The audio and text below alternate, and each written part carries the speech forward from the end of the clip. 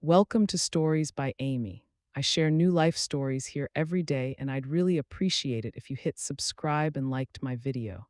Now, let's jump back into my story. I'm sure you'll love it if you keep listening till the end. I want to start this story with something honest, something I never really said out loud, even to myself. I did not break because of one comment. I did not break because of one bad day.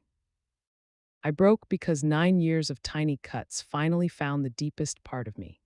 And when I finally snapped, when the words I had swallowed for almost a decade finally came out of me, I felt something I never expected: guilt, not relief, not victory, just this heavy guilt, as if I was the one who had done something wrong, as if I was the problem, as if my pain was an inconvenience to the people I loved. I keep replaying that night in my mind: his laugh, my friend's footsteps on the stairs.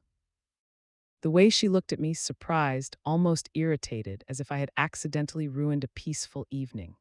And then my own voice, raised, trembling, unfamiliar to me. I think that moment scared me more than anything he ever said, because I am not loud, I am not confrontational, I don't scream, I don't shout, I don't throw my emotions into the air hoping someone will catch them. I've always been the quiet one, the one who apologizes first, the one who smooths things over. The one who says it's fine, even when it is. But that night, something in me cracked, and maybe that's where this story really begins, not at the campfire, not at the kitchen sink, not even 9 years ago when we all met, but here, inside this quiet space I've made for myself. A space where I can finally say the truth without being laughed at. People think harm always comes as a big event, something loud and dramatic, but most of the time, it's the small things, the little jokes. The comments that don't mean anything, the teasing that everyone does, the words that slide under your skin before you realize they're not harmless. Over time, they become a voice in your head, one that sounds less like the person who said them and more like you. I spent years thinking, maybe he's right, maybe I am too sensitive, maybe I do react too much, maybe I should toughen up, maybe the problem is me. That's the thing about emotional bruises, they don't appear all at once. They build slowly, quietly, until one day someone touches the wrong spot and everything hurts at the same time.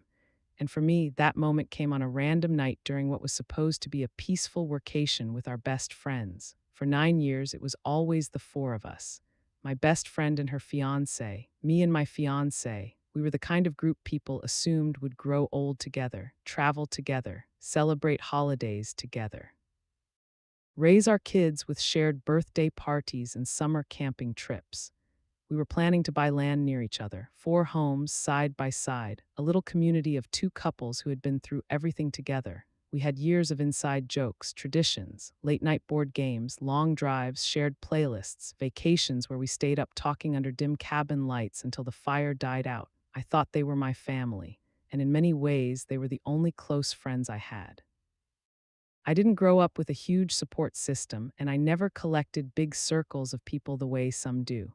So I held on to these friendships tightly, maybe tighter than I should have, especially with her, my best friend. We met at an old job and clicked instantly. She followed me to a new workplace. We shared lunches, projects, dreams. We talked about the future the way people talk about something already written. But there was always this shadow. This thin, uncomfortable line I walked around her fiancé. At first, it seemed harmless. A joke here, a comment there, something slightly too sharp but brushed off because we were all still getting used to each other. But then the comments got more consistent, more targeted, more personal, and no matter how much I tried to ignore them, they always found their way into my chest. The first time he made a joke about my body, we were about a year into our friendship. It was something small. Something he probably forgot 5 minutes later, but I didn't. He laughed at the way I walked down a hiking trail, said it looked like my fat ass was about to roll downhill. Everyone laughed, so I laughed too. My friend nudged him and said, "Stop being mean," in that playful tone people use when they don't take something seriously. But it wasn't playful to me. It wasn't casual. The words settled somewhere deep in a place I didn't have the strength to touch yet. I brushed it off. I told myself he jokes this way with everyone.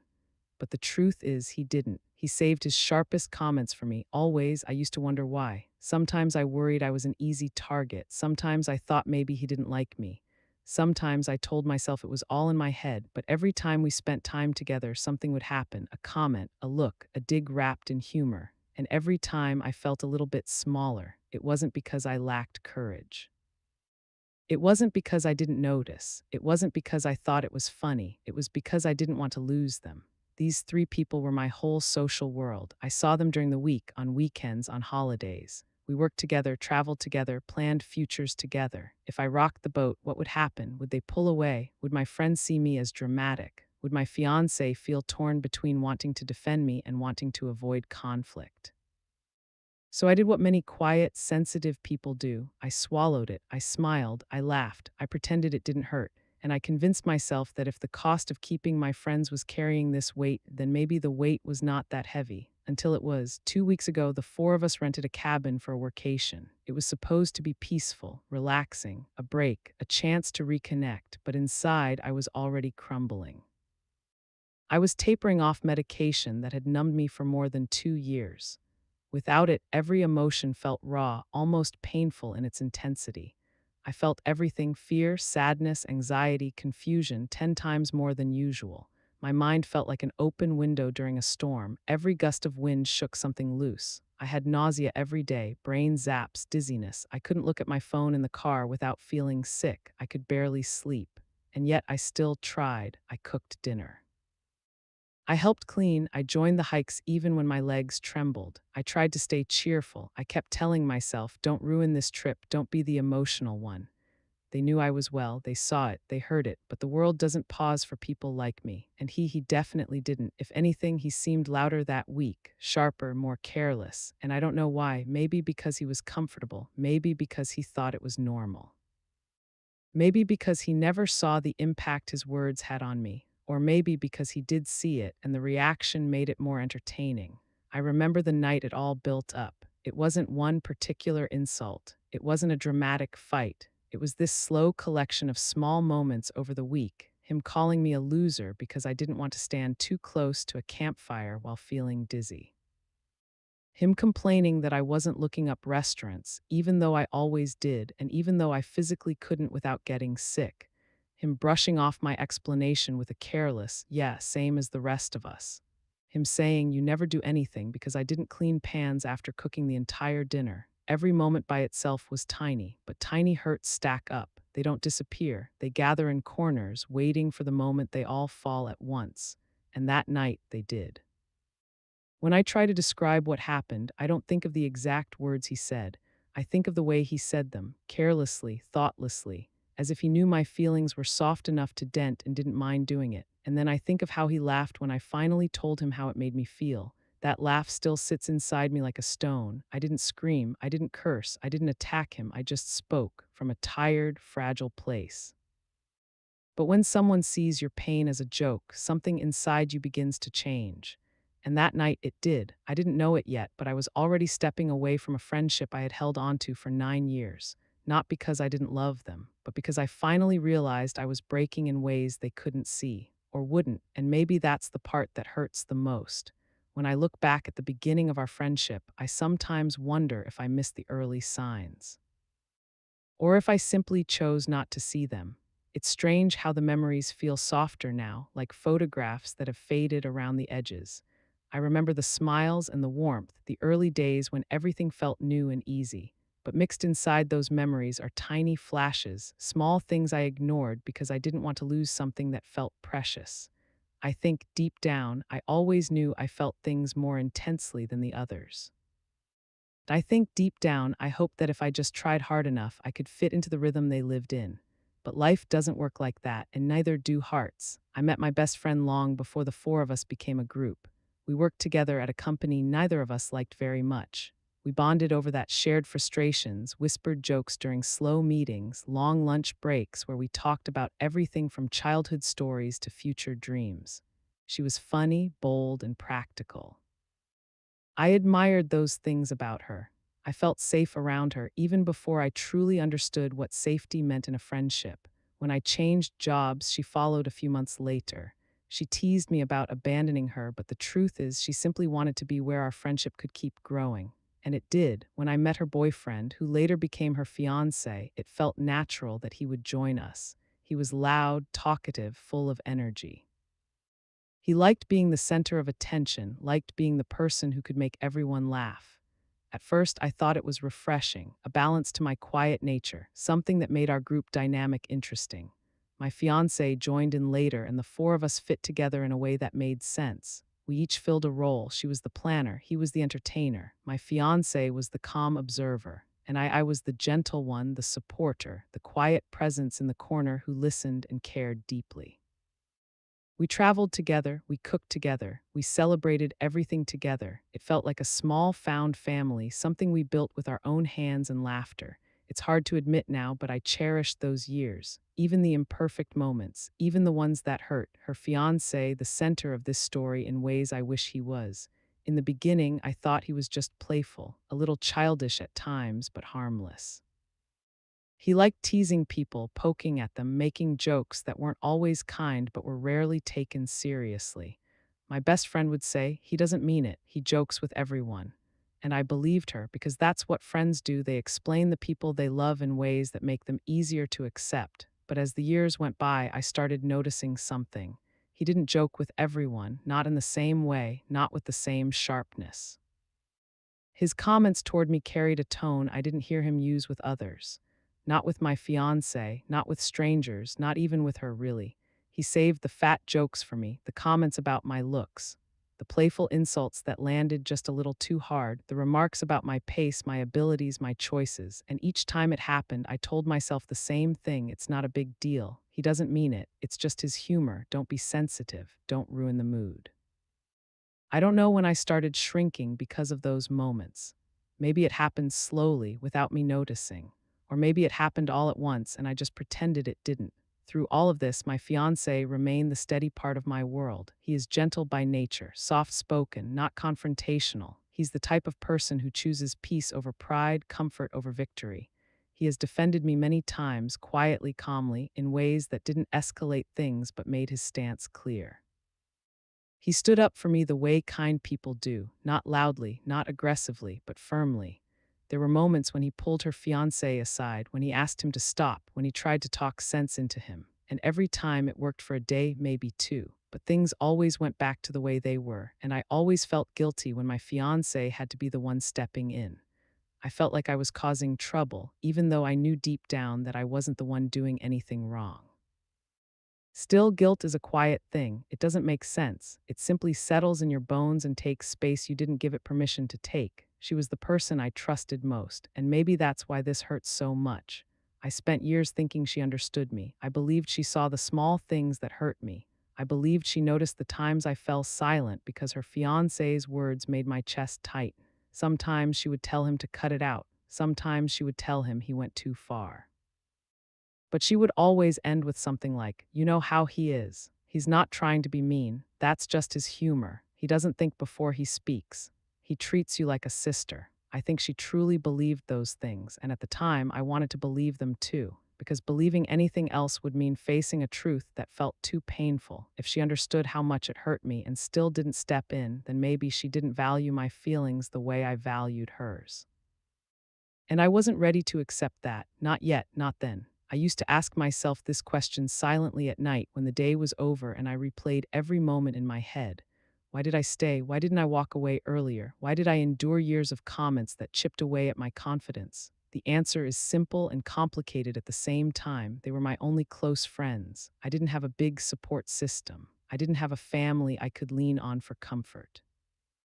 I didn't have other circles or communities. It was them, always them, and walking away felt like stepping into loneliness, into emptiness, into the unknown. I told myself I could handle the comments if it meant keeping the rest of the friendship alive. I told myself the good times made up for the painful ones. I told myself all friendships have flaws. I told myself I was being dramatic. But the truth is, I stayed because I was afraid to lose them. Because they were the people I planned my future around, because they were the people who made me feel like I belonged to something, even when the belonging came with a cost.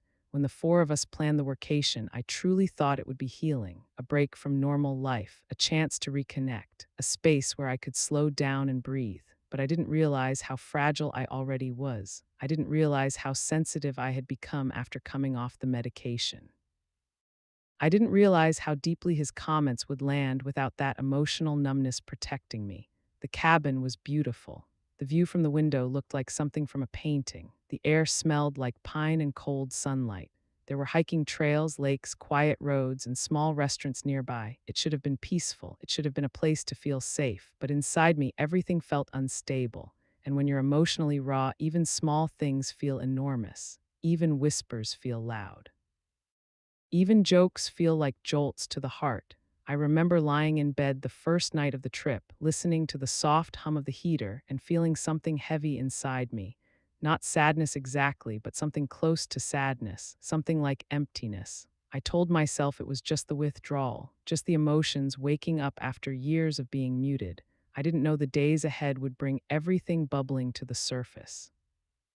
Who I was that week, I woke up every morning with nausea that clung to my stomach like glue. My head felt cloudy, like my thoughts were floating through water.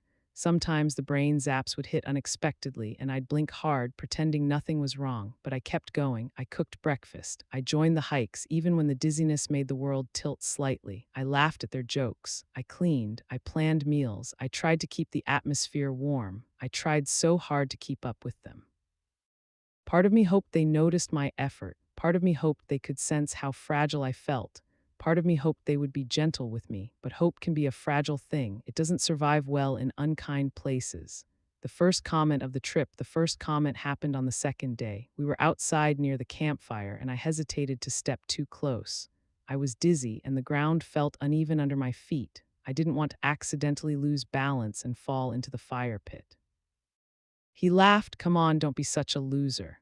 Just like that, a simple sentence, a joke in his mind. No one else laughed, not even my best friend, but no one said anything either, so I smiled weakly and stepped a little closer, pretending it didn't hurt. Inside, though, it did, maybe more than usual, because that word loser felt heavy in a way it never had before. And I remember thinking, if this is the first comment, what will the rest of the week be like? I didn't have the courage to answer myself. Why the small moments mattered looking back, it wasn't the severity of each comment that broke me. It was the frequency, the consistency, the predictability. I knew every time I saw him that eventually I would hear something that made my chest tight. I knew I would have to swallow my feelings to keep the peace. I knew I would smile when I wanted to cry. I knew I would keep pretending it was all harmless fun. I knew it so well that I started bracing myself whenever we were together, like holding your breath before jumping into cold water. And that level of emotional tension, you can't live in it forever. Eventually, your body gives out, your mind gives out, your heart gives out, and mine did. But that breaking point belongs to the next part of the story. This part, this is the foundation. This is who we were. This is why it mattered. This is why it hurt so much when everything came crashing down.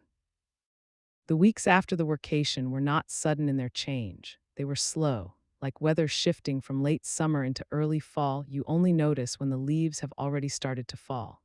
At first, I told myself I was making too much of it. I replayed conversations and tried to find a place where I had misheard, where my feelings were exaggerated. I wanted so badly to be wrong, but the pattern kept happening. It showed up in small, ordinary moments that should have been easy to enjoy. We would plan something simple, a brunch, a short ride, a board game night, and the atmosphere would feel like walking on glass. He would say something sharp. I would feel it like a bruise forming. I would tell myself to let it go. Then later that evening, another comment would cut in, a joke meant to be funny that landed like a stone. I'd sit there laughing when everyone else laughed, while a small part of me felt smaller and smaller. There were times when my fiancé tried to stop it. He would pull him aside quietly, asking for gentleness.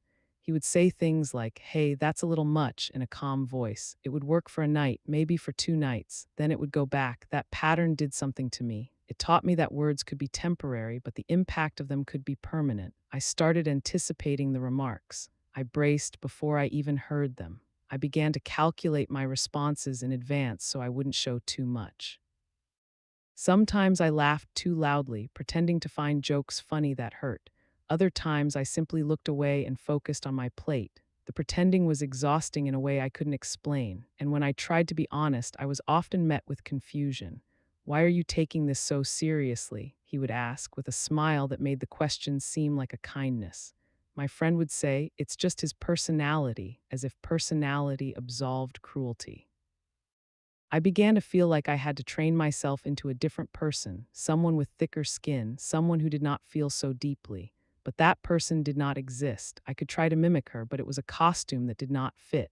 There were moments that felt almost comic if they had happened to strangers. Once on a trail, I misstepped and hesitated. He shouted, "Are you going to stand there forever?" as if my pause were a choice. I wanted to tell him that dizziness was not a choice, that my body was shaky because of withdrawal and not because I was weak, but the words stuck behind my teeth. Another time, on the drive back from a hike, he complained loudly about our usual planner and rolled his eyes when my friend reached for her phone. He assumed I could look up places on my phone without remembering I get motion sickness. So when I explained, his final, dismissive remark was, "Yeah, same as the rest of us," in a tone that made me feel like a child being scolded. Those small dismissals were the worst. They did not just hurt, they erased me in front of everyone. They made me feel as though my reality had no weight. When I pointed this out, asking for a sliver of understanding, the reply was usually the same. "Oh, come on, it's a joke. You're taking it too much to heart. That's just how he is." That phrase, "that's just how he is," became a wall between my feelings and their concern. It turned my hurt into a personal failing instead of a shared problem. I remember one night when it felt particularly heavy. We had cooked together, shared stories, and the cabin felt warm with laughter. Later, while doing the dishes, I was slower than usual because my hands trembled. He stood nearby and said, "You never help properly," with a chuckle. The words cut deeper than any accusation deserved. I felt my face heat, and I looked up to see my friend hovering on the stairs, listening. I expected her to step in. I expected a "that's not fair" or a "stop it," something to show she saw me. Instead, she laughed and said, "It's funny, they're fighting over pans," as if the moment was entertaining. That moment being laughed at while I was in pain stayed with me. I walked outside and let myself cry in the cold air, feeling exposed under the stars. My fiancé came after me, wrapped me in his arms, and told me we could leave right then if I wanted. He said, "We don't have to stay." And for the first time in a long time, I felt a fierce relief that clashed with a deep sadness. We went home the next morning. They were in shock. They did not understand the depth of what had happened. They thought we overreacted because emotions had flared. But that night had been many nights stacked together. It was years of small hurts all poured into one and then finally spoken out loud. After we left, the distance between us began to widen in ways I didn't immediately notice. Conversations became guarded. Plans were made without asking if I wanted to join.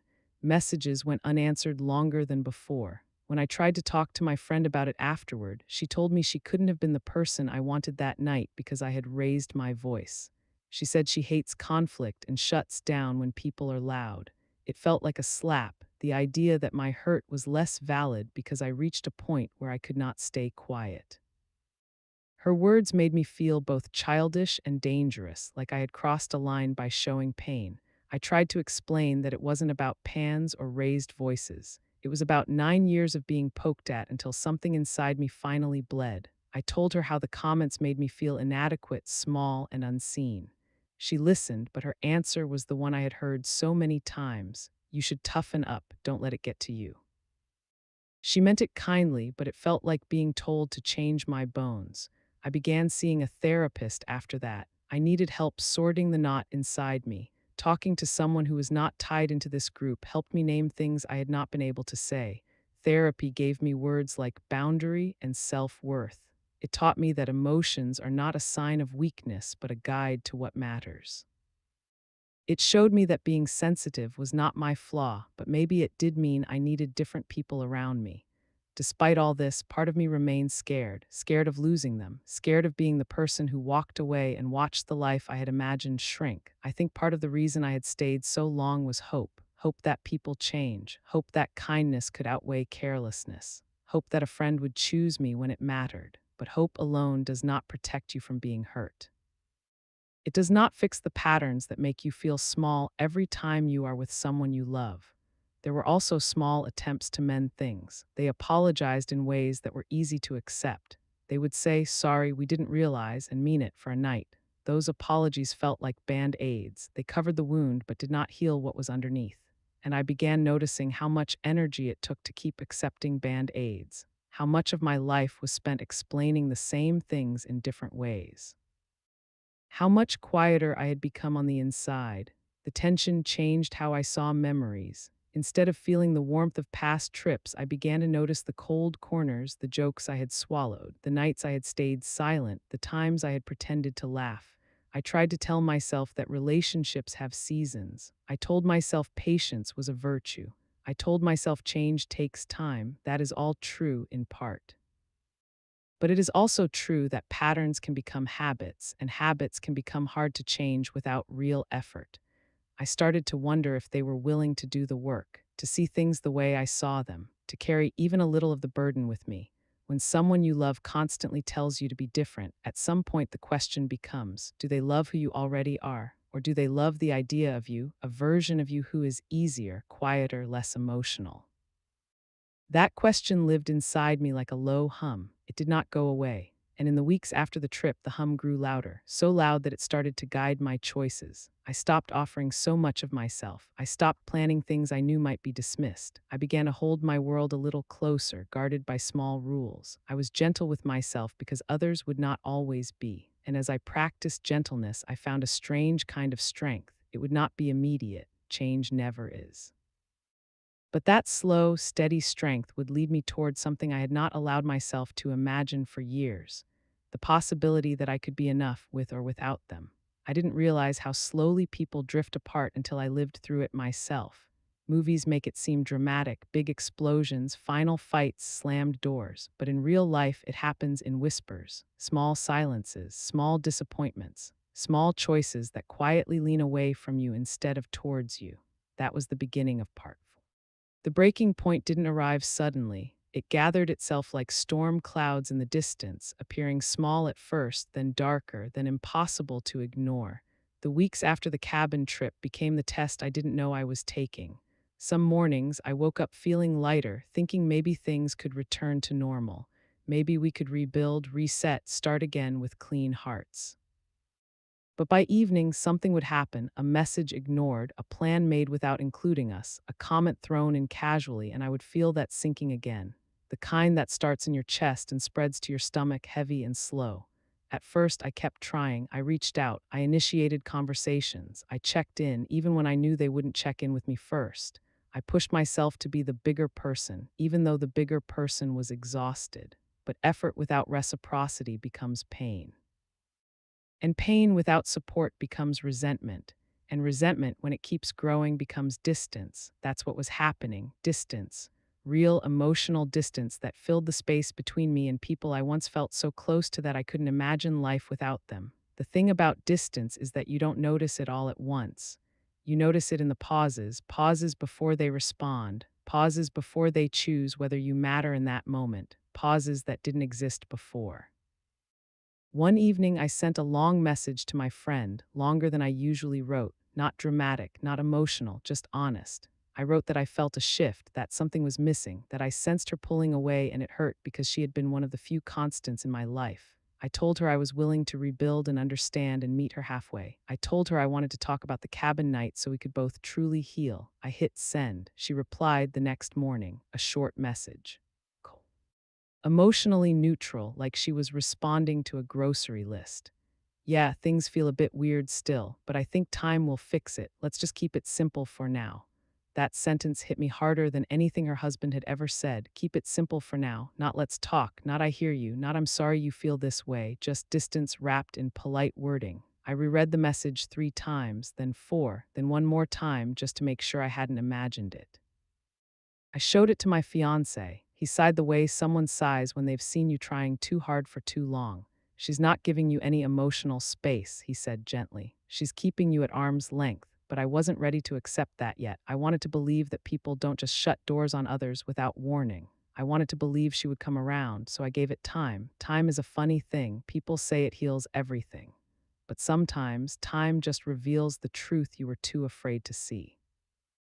2 weeks passed. In those 2 weeks, she didn't reach out once, not to ask how I was feeling, not to ask if I wanted to talk, not to ask if I was okay after everything that had happened. But she posted photos with other friends. She shared stories. She liked everyone's updates, but not mine. And that was when I began to understand something I had avoided for many years. Sometimes the people you love don't stop loving you, they just stop choosing you. One day I saw a picture of the two of them at a restaurant we used to go to together.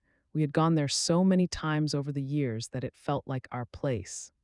Birthdays, exams, late night cravings, even spontaneous dinners when life got heavy. Seeing them there without me felt like I was being erased quietly. My fiance saw the look on my face. He didn't say anything at first. He just sat next to me and held my hand. "You okay?" he asked eventually. "I think she's moving on," I said softly. "Or maybe she already had," he replied. That sentence was hard to swallow, but I knew he wasn't saying it to hurt me. He was saying it because he loved me enough to speak truth even when it wasn't comforting. Still, the final turning point, the moment when everything officially cracked, came a little later. It happened on a day that was supposed to be ordinary. My fiancé and I had gone out for a walk, trying to get some air. The weather was mild, a soft breeze brushing against us. For the first time in days, I felt a small sense of peace. Then my phone buzzed. It was her husband, not her, him, the one whose words had chipped at me for nearly 9 years, the one who had joked at my expense, the one whose tone always left me feeling like I was a burden. I stared at the notification for a long moment before opening it. His message was short, too short. "Let's clear the air about what happened. We can't keep dragging this. We should all move on, as if the past didn't ache, as if the things he said were little scratches instead of deep bruises, as if emotional pain had an expiration date." The message didn't feel apologetic. It felt like he wanted closure for his own comfort, not mine. I replied carefully, choosing my words with more gentleness than he had earned. "I'm open to talking, but I don't want a band-aid conversation. I want to understand and actually resolve things, not rush into pretending everything's fine." His reply came within seconds. "I think we're all overthinking this. It wasn't a big deal. You got emotional, that's all, it happens." I froze. "You got emotional, that's all, it happens." My fiancé took the phone from my hands without asking because he saw the tears forming before I could blink them away. He read the message. His jaw tightened. He gave the phone back gently. "You don't deserve this," he said. I knew that. Somewhere deep inside, I knew that. But hearing it spoken out loud made the truth harder to hide from. For years, I had let small hurts slide because I didn't want to be the sensitive one, the dramatic one, the one who couldn't take a joke. So I forgave comments that bruised me. I overlooked moments that embarrassed me. I accepted jokes disguised as cruelty. But now, standing in the middle of that quiet street, phone in my hand, heart in my throat, I realized something. His message wasn't new. It was simply the final confirmation of a pattern I had been living with for too long. I wasn't respected. I wasn't valued. I wasn't heard, not by him, and slowly not by her either. That realization hurt more than anything else. Because losing a friend is different from losing a partner, a job, or an opportunity. Friendship is woven into your identity. It shapes you, holds you, witnesses you. And when a friendship begins to slip away, you lose a version of yourself with it. I stood there, breathing slowly, letting the pain settle, not to accept it, but to finally acknowledge it. My fiancé wrapped his arms around me from behind. "You don't have to keep letting them hurt you," he whispered. "You're allowed to step away." Allowed, such a simple word, but I hadn't given myself that permission before. And that was the moment, the quiet, painful, life-altering moment when I realized something. Maybe the breaking point wasn't them. Maybe it was me finally listening to myself. The hurt, the exhaustion, the constant self-blame, the shrinking, the overthinking, the pretending, the forgiving without receiving forgiveness, the waiting for reciprocity that never came. Maybe the breaking point wasn't my weakness. Maybe it was my healing beginning. I didn't respond to her husband immediately. I put my phone away and walked with my fiancé in silence.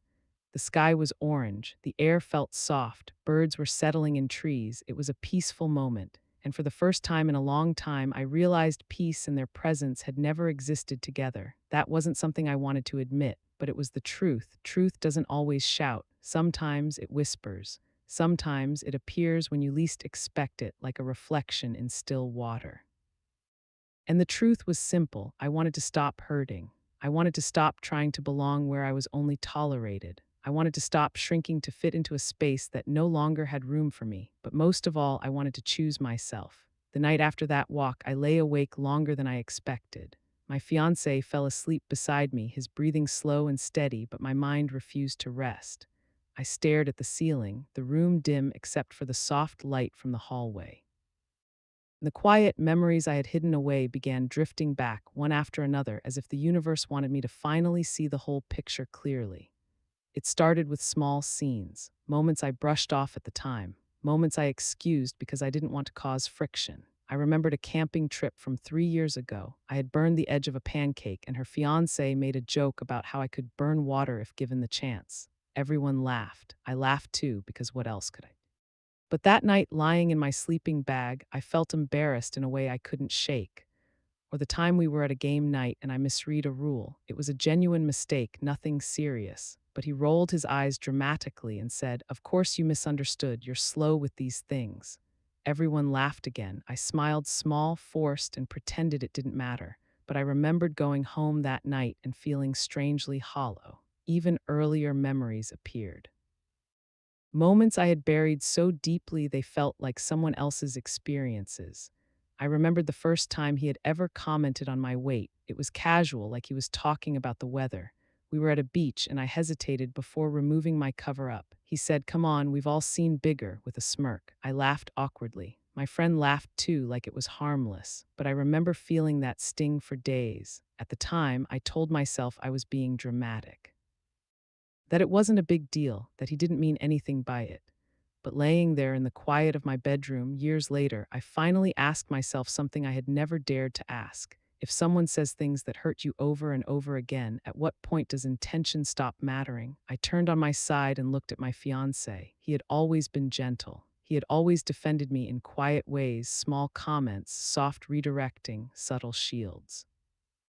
He had told me many times that I didn't have to keep subjecting myself to them. But I had clung so tightly to the idea of our friend group that his words barely reached me back then. Now, though, they did. Now, every piece of silence, every overlooked moment, every little joke, every ignored boundary, they were adding up in my mind like puzzle pieces forming a picture I didn't want to see. I closed my eyes, exhaling slowly. Maybe I had spent years asking the wrong question. Instead of asking, "Why does he treat me this way?" I should have been asking, "Why did I let it go on for so long?" That question hurt far more than anything he had ever said to me, because the answer wasn't simple. It was layered: fear of losing them, fear of being alone, fear of conflict, fear of seeming too sensitive, fear of being seen as dramatic, fear of being the one who made things complicated. But beneath all those fears was one painful truth: I was afraid that maybe, if I stood up for myself, they wouldn't choose me, and somewhere deep inside, I already knew they wouldn't. The next morning, I woke up early, earlier than usual. My head felt heavy, but my heart felt strangely calm, as if it had resolved something overnight without telling me. I made myself tea and sat on the couch, legs pulled beneath me, staring at the soft steam rising from the cup. I scrolled briefly through my messages. No text from my friend, no small, "Hey, how are you?" No attempt to reach out. But there was one more unread message from her fiancé. I opened it. "It's honestly not healthy for us to drag this out. If you want to talk, fine. If not, then let's all just let things settle. You're making this way bigger than it needs to be." My chest tightened. Not healthy for us. The irony almost made me laugh. The years of biting my tongue, shrinking myself, tolerating his comments, all of that had been very unhealthy for me. But of course, he didn't see it. Maybe he never would. I didn't respond, not yet, not without understanding how I actually felt first. My fiancé walked into the living room, hair messy, eyes sleepy. "You're up early," he said gently. "I couldn't sleep," I replied. He sat beside me, pulling a blanket over my legs. "Is it them?" he asked softly. I nodded. He didn't push me to talk. He didn't force advice. He just leaned close enough so our shoulders touched. That simple gesture, that quiet support, felt like the first safe space I'd had in a long time. After a moment, I finally spoke. "I think I'm realizing how much I've tolerated," I whispered. "How much I've been hurt, how much I tried to ignore just so they wouldn't leave." My fiancé nodded slowly. "I know," he said. His voice wasn't surprised. It wasn't shocked. It was understanding, as if he'd been waiting for me to see what he had already seen for years. "I feel foolish," I admitted. "I feel like I made myself smaller and smaller just to keep something alive that wasn't even healthy." "Wanting connection doesn't make you foolish," he said quietly. "It makes you human." His words hit something inside me, something tender and wounded. I looked down at my hands. I just never wanted to lose them, I whispered. He took my hand in his. You're not losing them, he said softly. You're realizing they were never really holding on to you. Those words, they were painful. But they were honest, and that honesty was something I hadn't given myself in a long time. Later that afternoon, I finally decided to respond, not emotionally, not defensively, not with frustration, just with truth. I typed slowly, carefully, wanting every word to reflect what I genuinely felt. I'm not trying to drag anything out, I'm trying to heal. What happened was not small for me. It hasn't been small for years. I need space right now because I don't feel respected or heard. Can talk eventually, but not when the goal is to minimize my feelings. I hit send. It felt like exhaling after holding my breath for years. He read it almost immediately, but didn't reply. That silence said more than any message could have. I wondered if he was angry or annoyed or defensive. But for the first time, I didn't feel responsible for his emotions. I was simply stating my truth. My friend messaged me that evening, not a phone call, just a message. Hey, I saw what you wrote. I think you're taking things too personally, but I understand you need space. Just let me know when you're ready to be normal again. Normal, such a simple word, such a loaded word. Normal for her meant pretending nothing happened. Normal for her meant me swallowing every discomfort so she didn't have to face conflict. Normal for her meant her husband would never be held accountable. Normal meant my feelings would always take the back seat. I stared at her message for a long time. Ready to be normal again, I was, and maybe I never would be again. I placed my phone on the table slowly.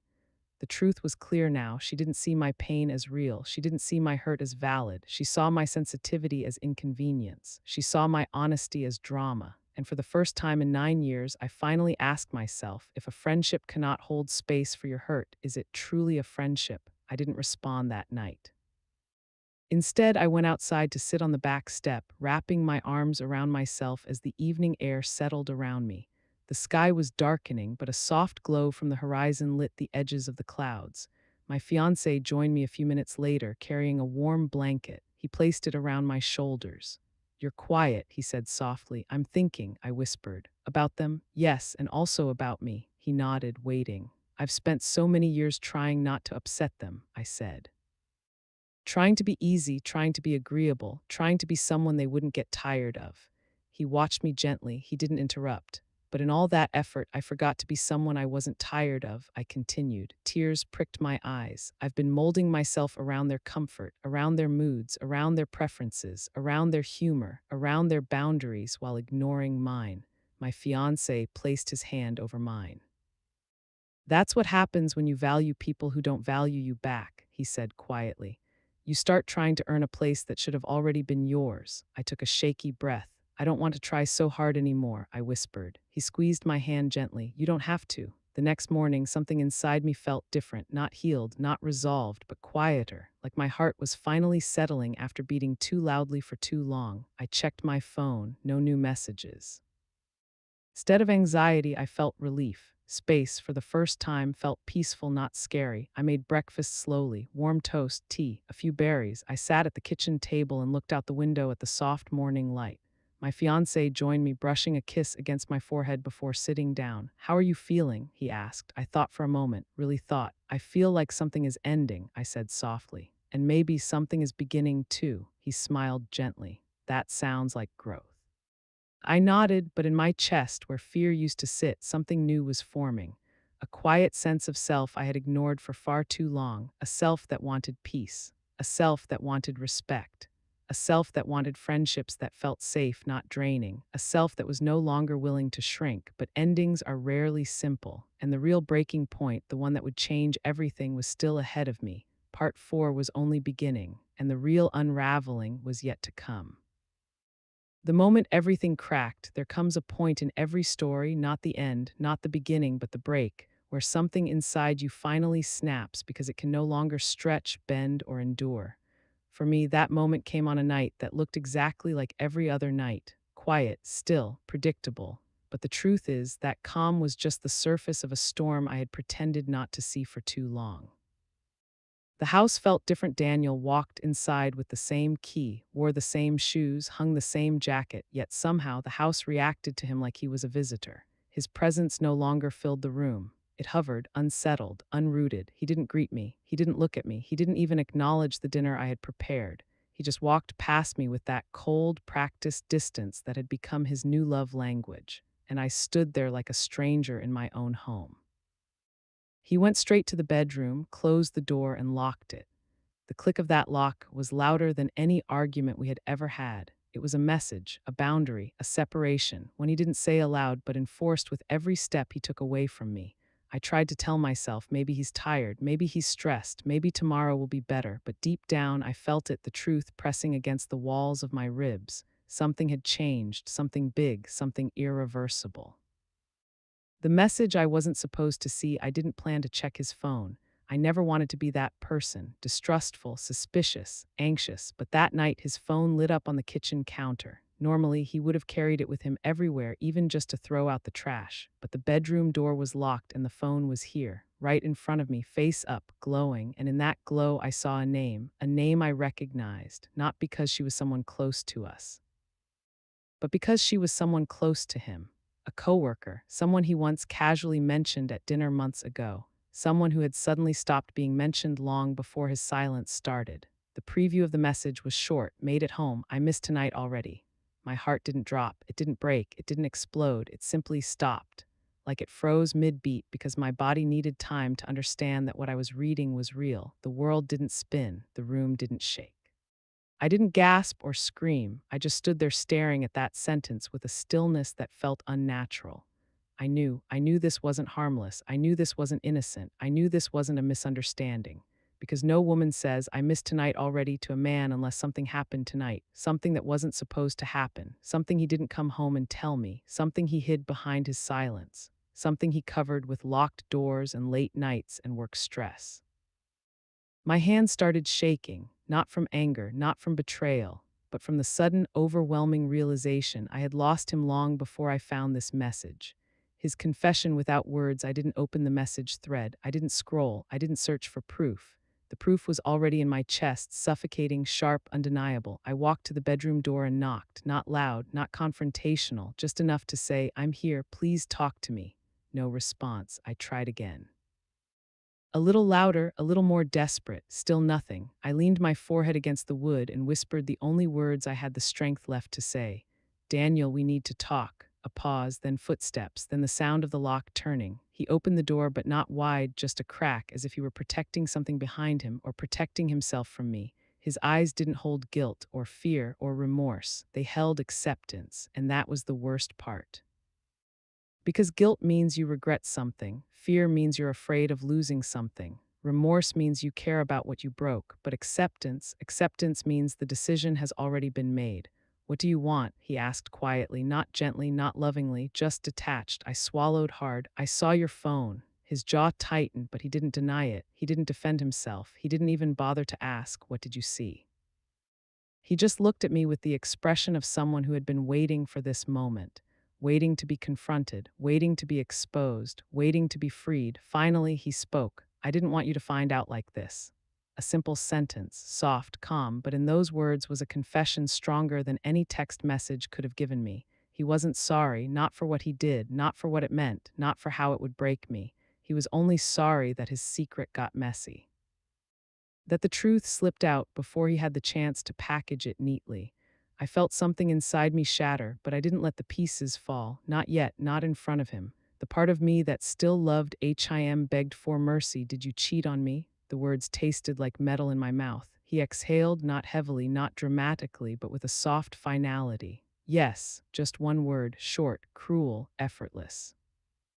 A word that tore through every memory we had, every promise he made, every night I spent thinking we were building a life together.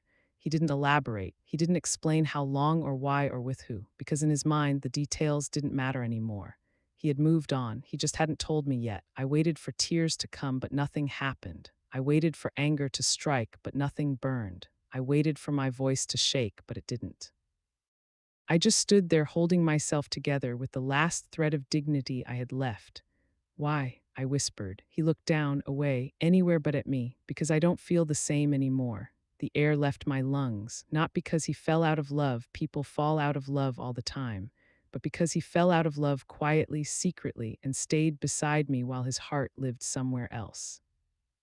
The moment I realized I was done breaking 4 him, he stepped back toward the room as if the conversation was over, as if confessing to infidelity was as ordinary as telling me he forgot to buy groceries. I felt my body move before my mind could process it. My hand reached for the door and pushed it fully open, not to enter, not to fight, but to show him something. The empty suitcase lying on the bed. It wasn't mine. It wasn't something I packed. It was his, half filled. Clothes folded, toiletries gathered, shoes lined up. He wasn't planning to leave someday. He was planning to leave tonight. And suddenly the reality hit me so violently that my knees nearly buckled. He wasn't drifting away. He was already gone. He wasn't silent because he didn't know how to tell me. He was silent because he had already made his choice. He wasn't pulling away slowly. He was waiting for the right moment to walk out, and the right moment had just arrived. I stared at the suitcase for what felt like forever. Not because I was shocked, I already knew the truth long before the message, but because seeing the physical proof made it impossible to pretend anymore. It made everything real, it made everything final. He waited for me to break down, to scream, to plead, to ask him to stay, but I didn't, not because I didn't love him, but because I finally realized love means nothing when you're the only one holding it. So I stepped aside, calm, silent. Steady, the same silence he used to hurt me, I used to free myself. He picked up the suitcase, avoiding my eyes again. He paused at the doorway, not out of hesitation, but out of guilt, pretending to be decency.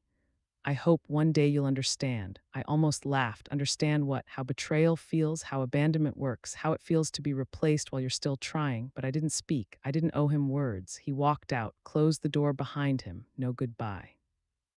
No explanation, no remorse, just gone, and only then, when the click of the door echoed through the house, did my body finally collapse into the truth. I cried not for losing him, but for losing the version of myself that kept trying to save someone who stopped wanting to be saved. The house was painfully quiet, but for the first time, the silence didn't feel like punishment. It felt like space, like air, like freedom. A silence I wasn't trapped in, but healing in. I sat on the floor, hands trembling, breath unsteady, heart heavy, but there was something else too. A strange, soft strength growing between the cracks. A voice inside me whispered, "You survived the moment he stopped choosing you. You will survive everything after that." And I believed it. For the first time in a long time, I believed myself. I always thought the hardest part of walking away from people you love would be the moment you say goodbye.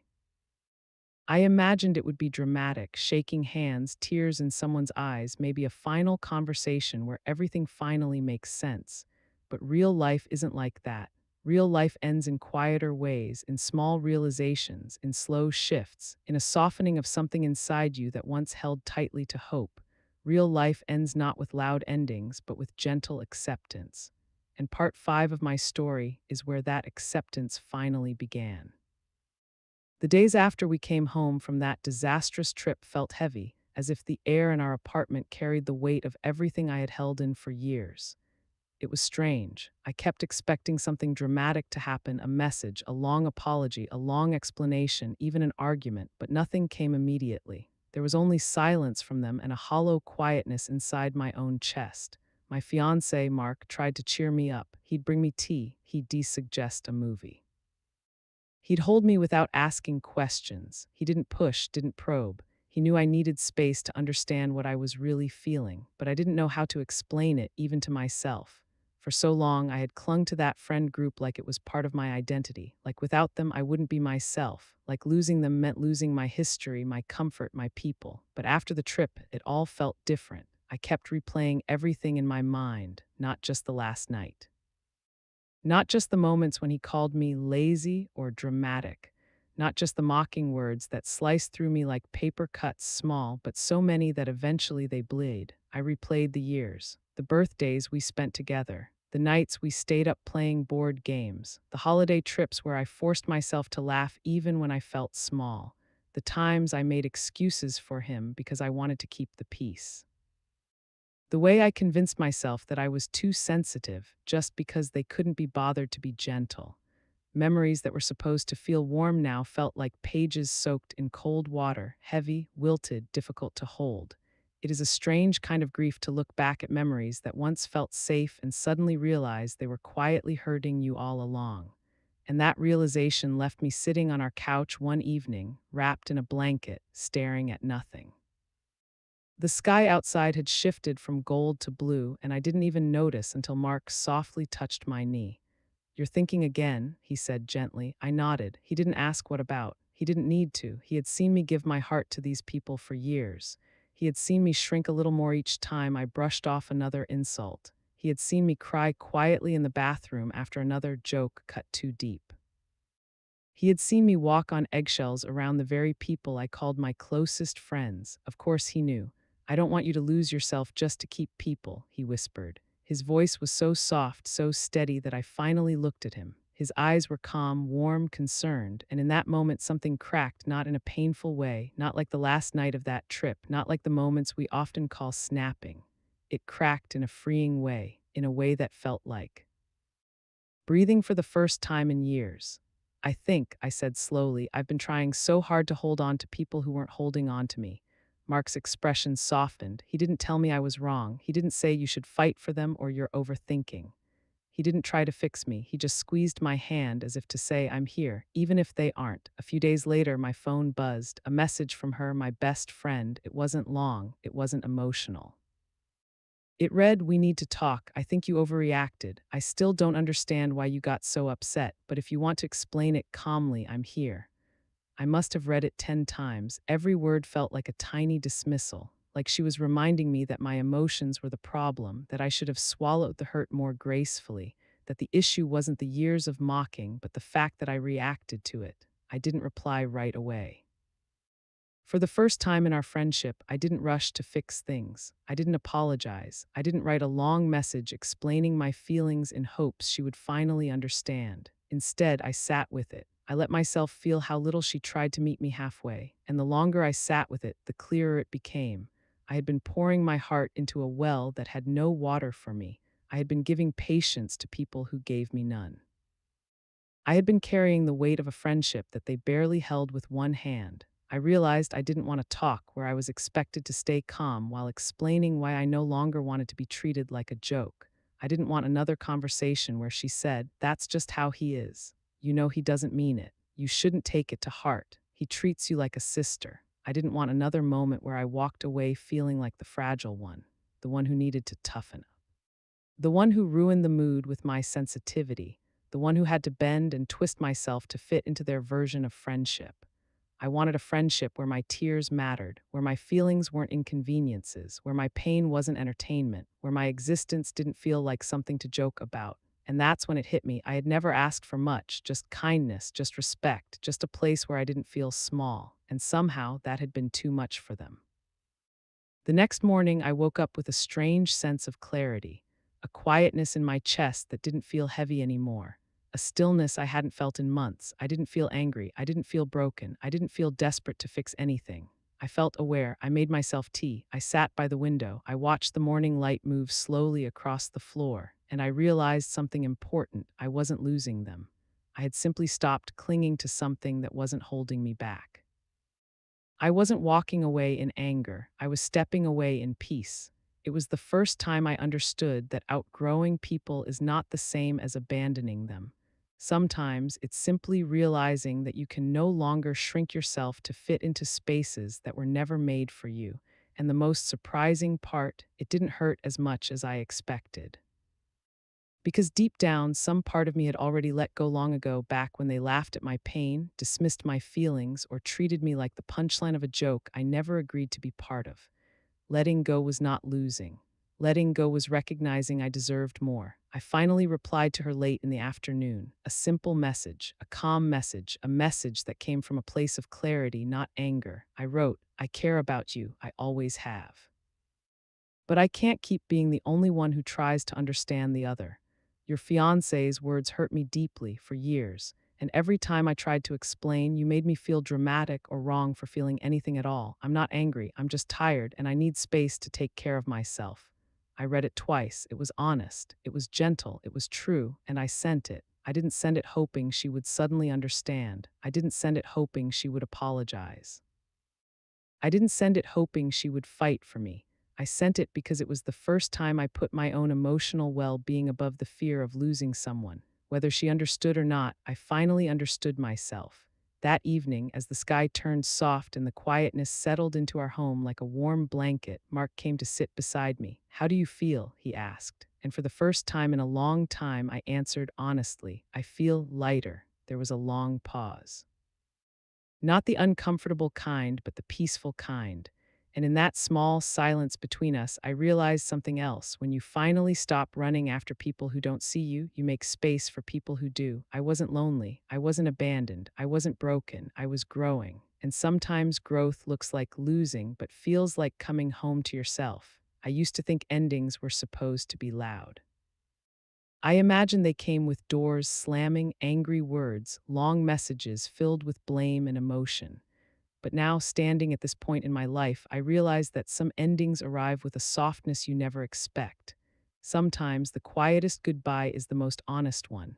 After sending that message to her, I didn't check my phone for a long time, not because I was afraid of her reply, but because for the first time in 9 years, I felt steady, clear, grounded.